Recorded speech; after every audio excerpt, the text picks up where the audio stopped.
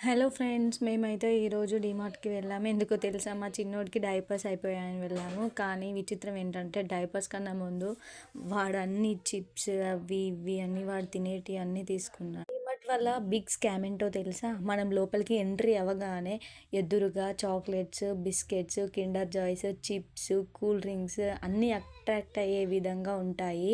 వాటిని చూసి వచ్చిన సంగతే మర్చిపోయి ఈ షాపింగ్‌లోనే పడిపోతూ ఉంటాం.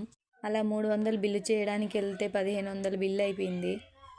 ఒక్క బెస్ట్ థింగ్ ఏంటంటే మా వాడు ఏది తీసుకున్నా వాళ్ళ డాడ్ని అడిగి ఇది తీసుకోవాలా, ఇది తీసుకోవాలా, ఇది తీసుకోవాలా అంటే తీసుకోమన్న తర్వాతే తీసుకుంటాడు. అది కూడా తీసుకో అనేలా చేసి మరీ తీసుకుంటాడు వాడు.